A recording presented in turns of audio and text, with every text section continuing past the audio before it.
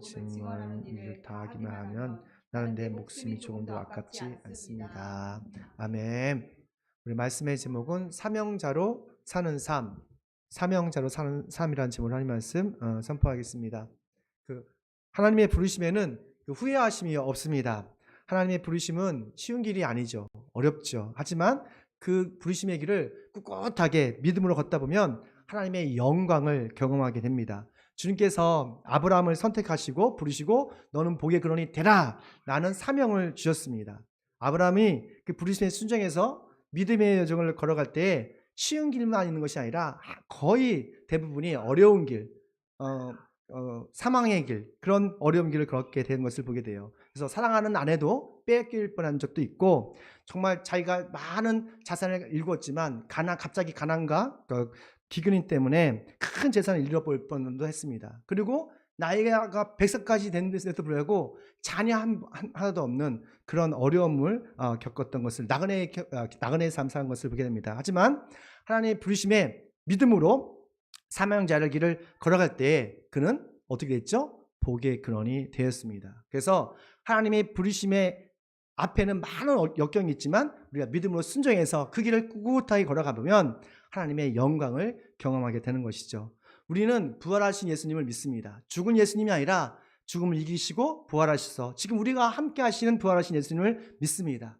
이 부활하신 하나님을 믿는 순간 우리는 모두가 소명자이고 또한 사명자가 됩니다. 왜냐하면 부활하신 예수님께서 우리에게 아주 선명하고 분명한 사명을 주셨기 때문에 그래요. 그 사명은 다들 아시죠? 하늘과 땅의 권세를 내게 주셨으니 모든 족속으로 제자를 삼아 아버지와 아들과 성령의 이름으로 세례를 주고 내가 모든 가르친 것을 가르쳐 지키게 하라 라는 이런 사명을 우리에게 부여하셨어요. 이것이 그렇기 때문에 우리는 모두가 예수를 믿는 순간 우리는 소명자이면서 사명자가 되는 것이죠. 우리 예수를 믿는 순간 우리는 싫든 좋든 여러분 모두가 사명자입니다. 여러분 믿으시죠? 그러면 우리 주 예수님이 부르신 그 사명자의 삶은 어떤 삶일까? 우리 말씀을 통해서 함께 살펴보겠습니다. 함께 있습니다. 사명자는 복음을 위해 겸손과 눈물을 흘려야 됩니다. 여러분 사명자라면 날마다 우리는 눈물이 있어야 돼요. 마르지 않는 눈물, 그리고 겸손함이 있어야 됩니다. 사도 바울은 3차 선교 여행을 마치고 밀레도에서 함께 고생하고 함께 사역했던 에베소 장로들, 어떻게 보면 에베소에서 사역했던 리더들을, 믿음의 사람들을 불러내서 격려하고 위로하는 시간을 보냈습니다. 바울은 에베소의 리더들에게 오늘 본문 말씀이 마지막 고별 설교거든요. 그래서 정말 하고 싶은 말, 정말 남기고 싶은 말을 말씀해 주시는데 사명자의 태도가 어떤 태도인지를 알려주고 있어요. 우리 19절입니다. 나는 겸손과 많은 눈물로 주님을 섬겼습니다. 이 말씀에는 그 바울의 마음, 이 속마음을 잘 표현한 것 같아요. 나는 많은 눈물을 흘렸습니다. 그리고 겸손하게 주님을 섬겼습니다. 복음을 위한 많은 수고와 헌신이 느껴지지 않습니까? 바울은 하나님을 섬기는 것이 가장 영광스럽고 가장 가치 있는 일이라고 생각을 했어요. 어떻게 하면 보이지 않는 하나님, 영이신 하나님을 섬길 수가 있습니까? 하나님이 가장 좋아하시는 일, 그 일을 하면 돼요. 그것은 바로 복음이에요. 뭐라고요? 복음. 복음의 씨앗을 믿음의 사람들, 믿지 않는 사람들에게 심어줄 때에 하나님께서는 기뻐하십니다. 이것이 바로 주님을 섬기는 거예요. 근데 있잖아요, 복음의 씨앗을 뿌릴 때에, 믿지 않는 사람이 뿌릴 때에 정말 쉽지 않아요. 왜냐하면 아무리 복음을 뿌려도, 복음의 씨앗을 뿌려도 있잖아요, 금방 마귀들이 그 복음의 씨앗을 가져가지고 먹어버리기 때문에 그렇습니다. 성령이 충만했던 바울조차도 복음을 열심히 전하고 가르치고 또한 제자화했지만, 눈물로 열심히 했지만 많은 열매가 있던 것은 아니었어요. 사실 저도 목회를 한 지도 19년째 되고 있잖아요. 그럼에도 참 목회자의 특권이 있다면 마음껏 성경도 읽고 연구할 수 있다는 거예요. 그러니까 배운 게 그건 것 같아요. 성경 읽는 것, 연구하는 건 얼마든지 할 수 있어요. 그런데 정말 기도하고 복음을 전하는 것은 저도 목사이지만 쉽지가 않더라고요. 특히 복음을 전도하는 것, 그리고 복음을 영접시키는 것 쉽지가 않습니다. 많은 우리 교회에 청년들이 왔다가 떠나는 사람도 있어요. 열심히 예수님을 믿었죠. 그리고 신앙생활 예수님을 영접하기도 했어요. 그런데 어느 순간에 한 명, 두 명 떠난 걸 보면서 야, 복음을 떠나고 교회를 떠난 거 보면서 정말 예수님의 눈물을 느꼈던 것을 보게 돼요. 복음은 그러더라고요. 눈물로써 열매 맺는 것을 보게 됩니다. 우리가 복음을 전해도 어떻게 보면 그때는 보이지 않을 수가 있어요. 하지만 우리가 복음을 전할 때 주님께서는 우리의 그 복음의 수고와 헌신에 대해서 반드시 열매 맺게 하신 것을 보게 됩니다. 또한 사명자는 유익한 정보를 공유하는 그런 사람이에요. 우리 20절 말씀 볼게요. 함께 있습니다.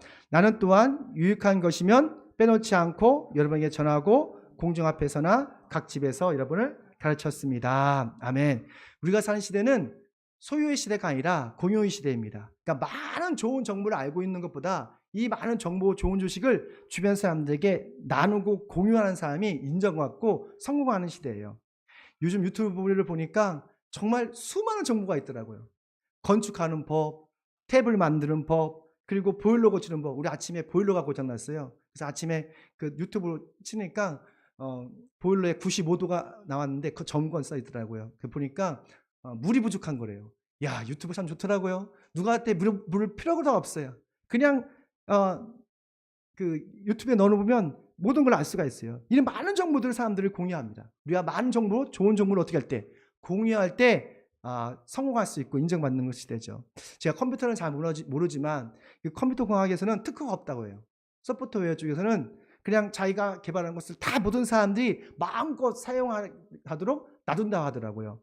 그러니까 컴퓨터 쪽이라든지 소프트웨어 쪽은 엄청난 좋은 기술들이 계속 쌓이는 거예요. 그리고 막 공유가 되는 거예요. 그러니까 날마다 그 공학적으로는 날마다 급성을 형성하는 것을 보게 돼요. 우리의 믿음도 그런 것 같아요. 우리의 신앙도 그런 것 같아요. 내가 만난 하나님, 내가 받은 은혜를 나만 갖고 있으면 이게 성장이 없어요. 내가 받은 은혜나 감동을 어떻게 하면, 공유하면, 주위에 기회 있는 대로 주변에 있는 사람과 공유할 때, 유익한 복음을 공유할 때 우리의 믿음의 성장뿐만 아니라 주위에는 많은 사람들에게 그리스도의 사명자의 영향을 끼칠 걸 믿습니다. 우리가 그런 공유하는 그런 사람 되시길 축원합니다. 두 번째입니다. 함께 읽을까요? 사명자는 복음을 위해 예를 넘어 역경을 선택한다는 것입니다. 사명자는 그냥 미래를 아는 것 그 이상으로 미래보다는 복음을 위해서 그 고난을 선택하는 것을 보게 돼요. 우리 23절입니다. 다만 내가 아는 것은 성령이 내게 일러주신 것뿐인데 어느 도시에 서든지 투옥과 환난이 나를 기다리고 있다는 것입니다. 아멘. 여러분 하나님의 음성을 듣고 싶죠? 저도 하나님의 음성을 듣고 싶습니다. 특별히 내일에 대해서, 미래에 대해서 하나님의 음성을 다 듣고 싶어 하세요. 어떤 사람은 하루를 시작할 때 디지털 운세를 꼭 본대요. 하루의 운세를 보지 않으면 하루를 시작할 수 없대요. 왜냐면 그 마음에 두려운 거예요. 미래에 대한, 하루에 대한 두려움이 있기 때문에 자꾸 미래를 알고 싶어 하는 거예요. 여러분의 미래는 간단합니다. 우리 모두가 주님 앞에서 주님을 만나기 위해서 달려가고 있는 거예요. 내일을 왜 사람들이 내일에 대해서 알고 싶을까? 그거는 어려움을 피하고 꽃길만 가려는 이기적인 생각이 있기 때문이에요. 그런데 사도 바울은 자기에게 어떤 일이 일어날지를 미리 알았어요. 성령님께서 가끔 사명자에게 예언의 말씀을 통해서 일어날 일을 미리 알려주십니다. 제가 20년 전에 우리 아내를 만나기 전에 주님께서 나에게 음성을 3번 주셨던 것처럼 미리 알려주실 때가, 특별한 하나님의 음성을 주실 때가 있어요. 전능하신 하나님은 날마다 저와 여러분에게, 믿음의 사람들에게 하나님의 뜻을 알려주세요. 그런데 항상 좋은 것만 알려주시는 건 아니에요. 어떨 때는 좋은 일도 알려주시지만 나쁜 일, 위험한 일도 미리 영감으로 알려주실 때가 있어요. 제가 며칠 전에 좋지 않은 꿈을 꿨어요. 그래서 그거 놓고 기도 중에 있는데 그런 좋지 않은 일이 여러분이 없기를 축원합니다. 여튼 성령님은 사도 바울이 예루살렘에 들어가면 뭐가 있다 했죠? 투옥과 바로 환난이 기다리고 있다 했어요. 그럼에도 불구하고 분명히 하나님의 음성이잖아요. 예언이잖아요. 예언된 말씀을 무시하고 목숨을 위태로운 것을 알면서도 예루살렘 성으로 갑니다. 즉 사명을 선택한 거예요. 왜 사도 바울은 미래를 알면서도 그 위험한 사명의 길을 선택했을까? 왜냐하면 복음의 가치를 너무도 잘 알기 때문에 그래요. 하나님의 은혜의 복음은 모든 사람을 구원할 수 있는 그런 능력이 있고 가치가 있습니다. 그래서 사도 바울은 자신의 안전보다도 사명을 위해 구원을 선택했던 것이죠. 로마서 1장 16절 말씀입니다. 나는 복음을 부끄러워하지 않습니다. 이 복음은 모든 믿는 사람을 구원하는 하나님의 능력입니다. 할렐루야. 우리가 전하는 복음, 여러분이 전하는 복음은 모든 사람을 구원하는, 죄와 죽음에서 우리 인생을 변화시키는 그런 능력이 있습니다.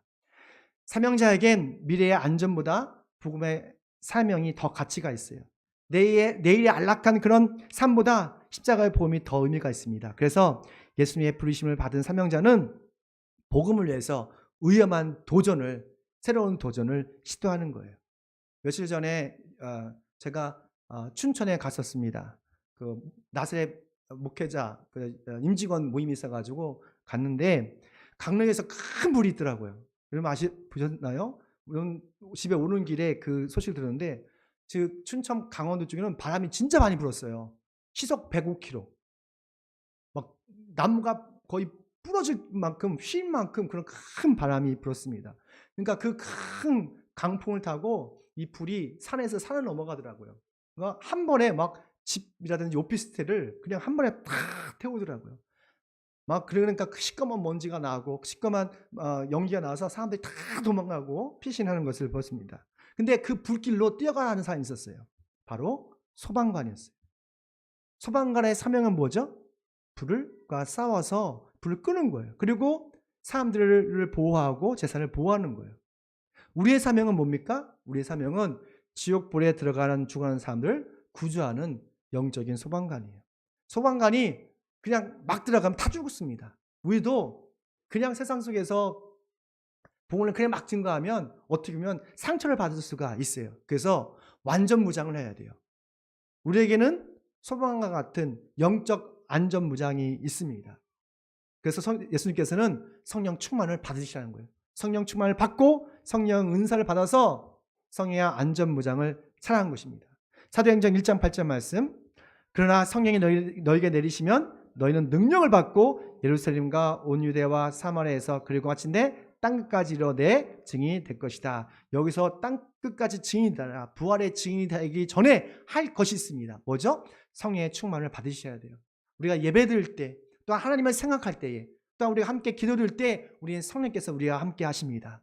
그래서 성령의 충만을 받고 뭘 받아야 돼요? 성령의 은사를 받아야 돼요. 근데 은사를 자랑하는 것이 아닙니다. 은사는 그냥 도구일 뿐이에요. 여튼 간에 우리는 성령의 완전 무장을 받으셔야 돼요. 우리 에베소서 6장 13절 말씀. 그러므로 하나님이 주시는 무기로 완전히 무장하십시오. 무장되어야 합니다.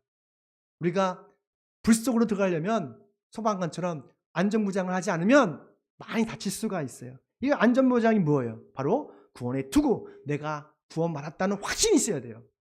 내가 하나님의 거룩한 자녀라는 확신이 있어야 돼요. 그리고 말씀의 검, 말씀을 좀 암기하십시오. 말씀으로 대적해야 돼요. 그리고 믿음의 방패. 믿음이, 우리는 어느 때 믿음이 성장할 수도 있고 다운될 수도 있어요. 그러나 굳건한 믿음으로 복음의 신을 신고, 그리고 가슴에 정의로도 쓰이고, 그럴 때 투벅투벅 걸어갈 때에 우리는 날마다 승리할 걸 믿습니다. 우리가 성령의 완전 무장을 하잖아요. 그러면 그 싸움은 나의 싸움이 아니라 누구의 싸움이 되는 거예요? 네, 하나님의 싸움이 되는 거예요. 나 대신 하나님께서 대신 싸워주세요. 하나님께서 나 대신 일해주신다니까요. 내 앞에 있는 많은 장애물들을 주님께서 치워주세요. 얼마나 멋있습니까? 여러분, 정말 성령의 전신갑주를 입으십시오. 성령의 완전 무장을 하십시오. 지금 그걸 하세요. 그리고 믿음으로 주님께 기도한다면 여러분의 많은 장애들이 치워지는 그런 은혜를 경험하게 될 것입니다. 마지막입니다. 함께 있습니다. 사명자는 복음을 위해 인생을 걸고 평생 충성한다. 아멘. 우리가 신앙생활 때 처음도 중요하지만 끝이 정말 중요하더라고요. 이 끝을 마무리를 잘못해서 사명자이지만 정말 귀하게 쓰임받았지만 그 끝을 망치는 그런 많은 목회자들, 사명자들, 소명자들을 많이 봤습니다. 우리 24절입니다. 함께 있습니다. 그러나 내가 나의 달려갈 길을 다 달리고 주 예수께 받은 사명, 곧 하나님의 은혜의 복음을 증거하는 일을 다하기만 하면 난 내 목숨이 조금도 아깝지 않습니다. 이 말씀은 정말 유명한 말씀이고 사명자들이 가져야 할 태도인데 정말 이 말씀을 전하면서도 저도 부끄럽습니다. 주님께서 받은 사명, 그게 뭐였죠? 복음을 전하는 것. 그러니까 주님께 사명을 받으면 우리 인생과 운명이 바뀝니다. 사실 여러분 다 아시는 것처럼 바울은 다마스쿠스에서 부활하신 예수님을, 빛으로 오신 예수님을 만나기 전과 후가 완전히 달라졌어요. 저도 불교신앙이었지만 예수를 만난 것과 후는 전혀 다른 인생을 살게 됐습니다. 바울은 예수를 만나기 전에 정말 예수님을 믿는 사람을 핍박하고 그리고 괴롭히고 심지어는 믿는 사람들을 죽이기까지 했습니다. 하지만 예수를 믿고 예수님을 전하는 복음 전도자가 된 것이죠. 세상적으로 보면 바울은 복음 때문에 모든 것을 잃어버렸어요. 그는 복음 때문에 돈과 명예와 권력을 다 잃어버렸어요. 여러분 다 아시는 것처럼 바울은 다수에서 태어났잖아요. 그 아버지가 큰 부자였거든요. 그 아버지의 모든 재력을 다 잃어버렸어요. 그는 또 공부를 잘했던 것 같아요. 가말리 앞에서 최고의 철학과 또한 율법을 다 배웠어요. 학벌도 잃어버렸어요. 그리고 대제사장과 아주 친밀한 그런 관계였거든요. 그런 모든 권력도 모두 잃어버리고 그는 심지어 그런 모든 걸 그러니까 배선물이라고 여겼어요. 바울이 바보일까요? 예수님 만난 바울이 바보일까요? 그렇지 않아요. 그는 세상에 누렸던 이 돈과 명예, 권력 나쁜 건 아닙니다. 하지만 이거보다 더 가치 있고 의미 있는 영원한 영광을 보았다는 거예요. 그것은 바로 부활하신 예수 그리스도의 영광이었습니다. 빌립보서 2장입니다. 함께 있습니다.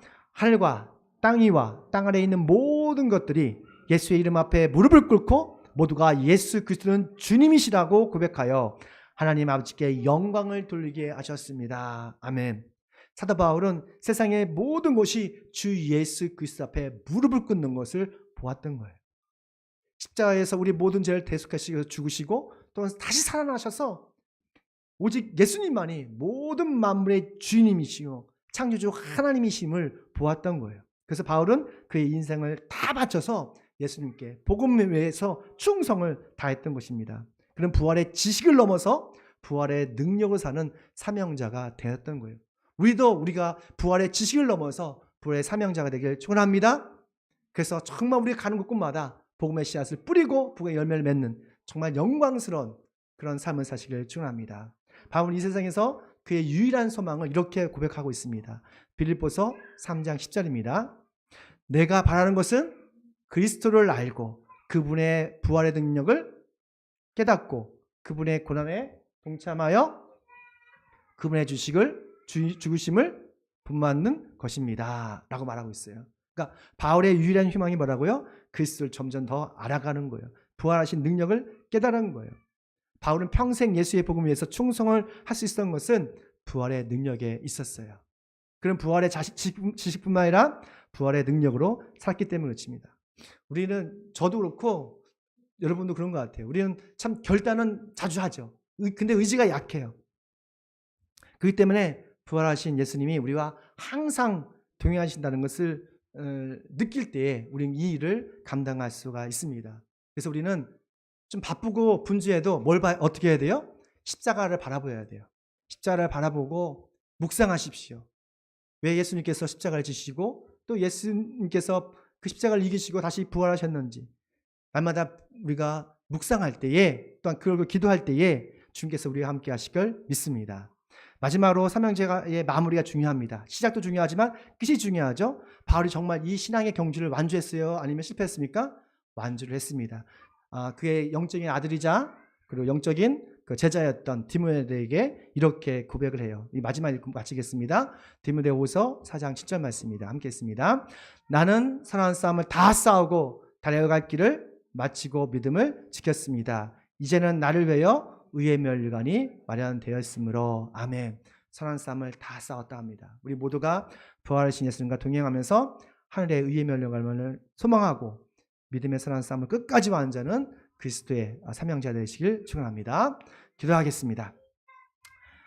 불과 같은 사명자로 우리를 불러주신 주님을 찬양합니다. 복음을 전하는